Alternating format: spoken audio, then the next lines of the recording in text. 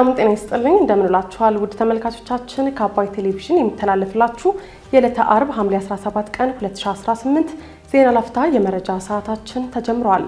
አቶ ጌታቸው ረዳ የህወሓት ቡድን ትግራይ ክልልን ለዳግም ጦርነትና እልቂት እያዘጋጀ ነው ማለታቸውን አሁናዊ ሁኔታዎችን ያገናዘበ የዝግጁነት አቅም መገንባቱን የገለጸው አየር ኃይሉ የኢትዮጵያን ሉዓላዊነትና የአየር ክልል የማያስደፍር አስተማማኝ ስርዓት መዘርጋቱን መግለጹን በደቡብ አፍሪካ በመጤጠል ቡድኖች የሚፈጸሙ ጥቃቶችን ተከትሎ ኢትዮጵያውያንን ጨምሮ ሌሎች የአፍሪካ ሀገራት ዜጎች ወደ ሀገራቸው እየተመለሱ መሆናቸው መገለጹን የተመለከቱ መረጃዎችን ይዘናል።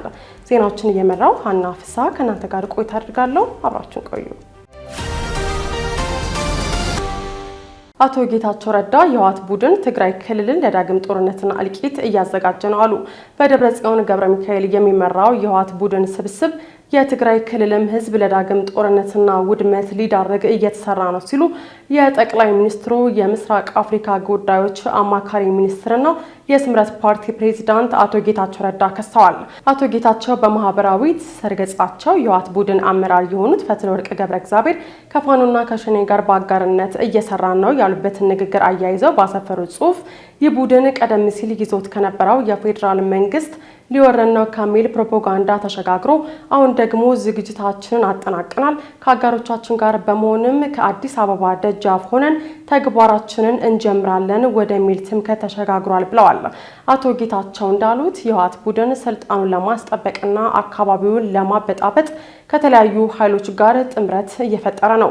ቡድኑ ከሻዕቢያ ጋር ግንኙነት በመፍጠር ለጦርነት የሚሆን የጦር መሳሪያና ጥይት ለማግኘት ጥረት ማድረጉን የጠቀሱ ሲሆን ከሱዳኑ ጄኔራል አልቡርሃን ጋር በመሆን ደግሞ የትግራይን ወጣት ለሱዳን የእርስ በርስ ጦርነት ሰለባ አድርጓቸዋል ሲሉ አብራርተዋል። በአማራና በኦሮሚያ ክልል ካሉ ታጣቂዎች ጋር ደግሞ በጽሁፍ ጭምር ስምምነት ማድረጉንም ገልጸዋል። በተጨማሪም ደብረጽዮን በቅርብ ጊዜ ወደ ኤርትራ አምርተው ከኢሳያስ አፈወርቂ ባለስልጣናት ጋር መሳሪያ እርዱን የሚል ውይይት አድርገው እንደነበር አማካሪ ሚኒስትሩ አንስተዋል። ባደረጉት ውይይትም መጀመሪያ ባለ መሳሪያ ጦርነት ጀምር እኛ እናስከትልልሃለን የሚል ተስፋ ተሰጥቷቸዋል ሲሉ ገልጸዋል። አቶ ጌታቸው ረዳ የዚህ ቡድን እንቅስቃሴ የትግራይን ህዝብ ለሌላ እልቂት የሚዳርግ የተጀመሩ ሰብአዊ እርዳታዎችን የሚያስተጓጉልና አካባቢውን እንደገና ወደ እሳት የሚያስገባ በመሆኑ የትግራይ ህዝብ ይህንን አካሄድ በቃ ሊለውና ከትከሻው ላይ ሊያወርደው ይገባል ሲሉ ጥሪ አቅርበዋል። ህዝባችን ይጥፋ ወይስ ግብረ ኩዮች ይጥፉ ሲሉ ጥያቄ ያቀረቡት አቶ ጌታቸው ህዝቡ ለሰላሙና ለህልውናው ሲል እነዚህን አካላት ሊታገላቸው እንደሚገባም አሳስበዋል። አሁናዊ ሁኔታዎችን ያገናዘበ የዝግጁነት አቅም መገንባቱን የገለጸው አየር ኃይሉ የኢትዮጵያን ሉዓላዊነትና የአየር ክልል የማያስደፍር አስተማማኝ ስርዓት መዘርጋቱን ገለጸ። የኢፌዴሪ አየር ኃይል ትናንት ሐምሌ 16 ቀን 2018 በጡረታ ለተሰናበቱ አመራሮች እውቅና በሰጠበት ወቅት አሁናዊ ሁኔታዎችን ያገናዘበ የዝግጁነት አቅም መገንባቱን አየር ኃይሉ ገልጿል። ተቋሙንና ክፍሉን ለረጅም ዓመታት ያገለገሉ ከፍተኛ መኮንኖችን በክብር በጡረታ የሚሰናበቱበት መርሃ ግብር ትናንት የተካሄደ ሲሆን የተለያዩ የፈጠራ ስራዎችን ለሰሩ የሰራዊት አባላት እውቅና ሰጥቷል። የአየር ኃይል ምክትል አዛዥ ለአየር መከላከያ ብርጋዴር ጄኔራል ተሾመ ባጫ በመርሃ ግብሩ ላይ ባስተላለፉት መልእክትም አየር ኃይሉ ላስመዘገበው ሁለንተናዊ ስኬት በክብር ከተቋሙ የተሰናበቱት አመራሮች የጥንካሬ መሰረት ጥለው ማለፋቸውንና ክፍሉ የተሰጠውን ግዳጅ በላቀ ሁኔታ እየተወጣ መሆኑን ገልጸው አሁናዊ ሁኔታዎችን ያገናዘበ የዝግጁነት አቅም ገንብቷል በማለት ተናግረዋል። የአየር ኃይሉ ምክትል አዛዥ አክለውም የኢትዮጵያ ሉዓላዊነትና የአየር ክልል የማያስደፍር አስተማማኝ ስርዓት መዘርጋቱን ጠቁመው ዘመናዊ የአየር መከላከል ትጥቆችን በመታጠቅ የሀገራችንን ታላላቅ ፕሮጀክቶች በማንኛውም ጊዜና ሁኔታ መጠበቅ ያስቻለ አቅም መፈጠሩንም ተናግረዋል።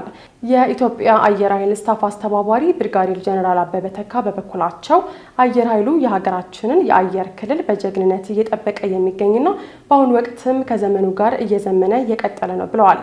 ክፍሉ በፈጠራ የታጀቡ ችግር ፈች ስራዎችን በማከናወን የተቋሙን አቅም እያሳደገ መሆኑን የገለጹት ብርጋዴር ጄኔራል አበበ ተካ ተቋሙን ረጅም ዓመታት ያገለገሉ ከፍተኛ መኮንኖች አየር ኃይል በእነሱ እንደሚኮራ እንዲሁም ተቋሙ ሁልጊዜም ቤታቸው መሆኑን መናገራቸውን ከመከላከያ ሰራዊት ድረገጽ ያገኘነው መረጃ ያመለክታል። በደቡብ አፍሪካ በመጤጠል ቡድኖች የሚፈጸሙ ጥቃቶችን ተከትሎ ኢትዮጵያውያንን ጨምሮ ሌሎች የአፍሪካ ሀገራት ዜጎች ወደ ሀገራቸው እየተመለሱ መሆናቸው ተገለጸ። በደቡብ አፍሪካ በስደተኛ አፍሪካውያን ዜጎች ላይ የሚፈጸመው ጥቃት እየጨመረ መምጣቱን ተከትሎ ወደ ሀገራቸው የሚመለሱ አፍሪካውያን ቁጥር እየጨመረ መሆኑ ተገልጿል። ምንም እንኳን ባለፉት 2 ሳምንታት መጤጠል ጥላቻን ተከትሎ በደቡብ አፍሪካ የአፍሪካውያን ሞት ባይሰማም በመጤ አፍሪካውያን ላይ የሚደርሰው ኃይል የተቀላቀለ ጥቃትና ጥላቻ አሳሳቢ ሆኗል። ይህንንም ተከትሎ ባለፈው ወር ብቻ ከ50 ሺህ በላይ አፍሪካውያን ደቡብ አፍሪካን ጥለው ወደ ሀገራቸው መመለሳቸው ተገልጿል። ከዚህም ውስጥ በርካታ ኢትዮጵያውያን የሚገኙበት ሲሆን በርካቶች በሀገሪቱ ያፈሯቸው ንብረቶችና ሱቆቻቸው እንደወደሙባቸው፣ እንደተቃጠሉባቸውና እንደተዘረፉባቸው ይገልጻሉ። ደቡብ አፍሪካ ደርባን ነዋሪ የሆነው የኢትዮጵያውያን ማህበረሰብ አንቂው ኮስሞስ ገብረ ሚካኤል በሀገሪቷ በርካታ ሱቆችና አነስተኛ ፋብሪካ ያላቸው ኢትዮጵያውያን በሀገሪቱ ላይ ያላቸውን ተስፋ በመማጠጡ በራሳቸው ተነሳሽነት ወደ ሀገራቸው እየገቡ መሆኑን አብራርተዋል። የቤትና የሱቅ አከራዮች ለዓመታት ያከራዩን ቤት ልቀቁ እያሉ እያስገደዱን ነው። ይህንንም ተከትሎ ቁጥሩ ይህ ነው የማይባሉ ኢትዮጵያውያን በየዕለቱ ጠቅልለው ወደ ኢትዮጵያ እየተመለሱ ነው ሲሉ አቶ ኮስሞስ ተናግረዋል። አክለውም በተለይም ኢትዮጵያውያኑ ያሳደጉትን የንግድ ተቋማት የራሳቸው በማድረግና በሀገሪቱ የተከሰተውን ረብሻ በመጠቀም ሱቆችን እየዘረፉ ይገኛሉ። ይህም በጣም ያሳዝናል ሲሉ ሁኔታውን አብራርተዋል። እንዲሁም ከአካባቢው ላይ ውጡ ተብለው ከቤታቸውና ከሱቆቻቸው እንዲነሱ ተደርገው ከተማ ላይ በሚገኝ ሜዳ ላይ ቁጭ ያሉም ዜጎች አሉም ብለዋል።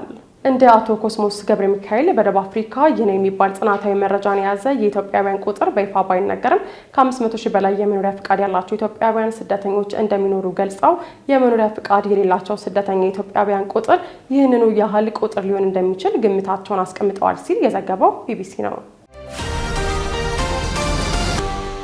በዝርዝር ወደምንመለከተው ጉዳይ ስናልፍ ደግሞ የአሜሪካ ጦር በኢራን ላይ ለ13 ተከታታይ ምሽቶች ጥቃት መፈጸሙን ሲገልጽ ኢራን በበኩሏ የአሜሪካን የጦር ሰፈሮችን መደብደቧን አስታወቀች። የአሜሪካ ማዕከላዊ እዝ በኢራን ውስጥ የሚገኙ ወታደራዊ ኢላማዎችን ለ2 ሰዓታት ያህል ማጥቃቱን ያሳወቀው። ኢራንን በበኩሏ የአሜሪካ የጦር ሰፈሮች ላይ አጸፋዊ እርምጃ ወስዳለች። ይህ በእንዲህ እንዳለ ኢራን ለሁቲዎች የሚሳኤል ቁሳቁሶችን መላኳንም ተነግሯል። ዘርፋይል ሀብታሙ ተጨማሪ አለው። በመካከለኛው ምስራቅ ያለውን ጦርነት ለማቆም ታስቦ የነበረው ጊዜያዊ የተኩስ አቁም ስምምነት በይፋ ከፈረሰ ከ2 ሳምንታት በኋላ የአሜሪካ ጦር በኢራን ላይ የአየር ጥቃት ፈጽሟል። ይህም ለ13 ተከታታይ ምሽቶች የተካሄደ ጥቃት ሲሆን ኢራንም የአሜሪካ የጦር ሰፈሮችን ለሚያስተናግዱ አጎራባች የአረብ ሀገራት የተኩስ ምላሽ እንድትሰጥም አስገድዷታል። በዚህም የአሜሪካ ጥቃት የኢራን የመንግስት መገናኛ ብዙኃን ሚሳኤሎች በሆርሙዝ የባህር ሰርጥ ላይ በሚገኘው በቀሽም ደሴት ላይ ማረፋቸውን ገልጸዋል። ይህም ደሴት በሚገኝበት የባህር መስመር 5 ወራትን ያስቆጠረው በሺዎች የሚቆጠሩ ሰዎችን ለልፈት ይዳረገውና የዓለም ኢኮኖሚ ውድቀት ስጋትን የፈጠረ ጦርነት ዋነኛ ትኩረት ነው። ማዕከላዊ እዙ በወጣው መግለጫ ጥቃቱ ከ2 ሰዓታት በላይ የፈጀ ሲሆን የኢራን ወታደራዊ እዝ ማዕከላትን፣ የድሮን ማከማቻዎችን፣ የመገናኛ አውታሮችና የባህር ዳርቻ የክትትል ጣቢያዎችን ኢላማ ያደረጉም ነበሩ። ይህ እርምጃ የተወሰደው በሆርሙዝ የባህር ሰርጥ በኩል በሚያልፉ ሲቪልና የንግድ መርከቦች ላይ ኢራን የምታደርሰውን ስጋት ይበልጥ ለመቀነስ መሆኑን እዙ በመግለጫው ላይ መመላክቷል። በዚሁ ቀጠና ያለውን ስጋት ተከትሎ ቴህራን የሆርሙዝ የባህር ሰርጥን መዝጋቷ ይታወቃል። ፕሬዚዳንት ዶናልድ ትራምፕ የየመን ሁቲ አማጽያን በቀይ ባህር ላይ በሁለት የሳውዲ ኢራናዊ ጫኝ መርከቦች ላይ ጥቃት መፈጸማቸውን ተከትሎ በኢራንና በሁቲዎች ላይ ከባድ ወታደራዊ ቅጣት እንደሚጥሉም ዝተዋል። ይህ ጥቃት ጦርነቱን ወደ ሁለተኛው ወሳኙ የባህር መተላለፊያ መስመር ላይ ያሰፋም ሆኖም ተገኝቷል። በየካቲት ወር የተጀመረው የአሜሪካ እስራኤልና የኢራን ጦርነት እስካሁን በሺዎች የሚቆጠሩ ሰዎችን ለልፈት የዳረገ ሲሆን በሚሊዮን የሚቆጠሩ ደግሞ እንዲፈናቀሉ ምክንያትም ሆኗል። ጦርነቱ ወደ ሊባኖስ መስፋፋቱም የማይዘነጋ እውነታ ነው። ትራምፕ የኢራንን የኤነርጂ ተቋማትና ድልድዮችን ኢላማ እንደሚያደርጉ ቢዝቱም ኢራን በበኩሏ እንዲያለው እርምጃ ከተወሰደ በቀጠናው ያሉ የነዳጅ የጋዝና የኢኮኖሚ ተቋማትን እንደምትመታ ማስጠንቀቃለች። የዓለም አቀፍ የህግ ባለሙያዎች እንዲህ ያሉ ጥቃቶች እንደ ጦር ወንጀል ሊቆጠሩ እንደሚችሉም ይናገራሉ። ትራምፕ የኢራን መላው ስልጣኔ አጠፋሉ በማለት የሰጡት የማስጠንቀቂያ አስተያየትም በሰፊው ሲኮነን መቆየቱም ይታወቃል። ይህ በእንዲህ እንዳለ ኢራን የአብዮታዊ ዘብ አዛዦችን፣ ወታደራዊ አማካሪዎችን እንዲሁም ከሚሳኤልና ድሮን ጋር የተያዙ ቁሳቁሶችን ወደ የመን መላኳን ሮይተርስ አስነብቧል።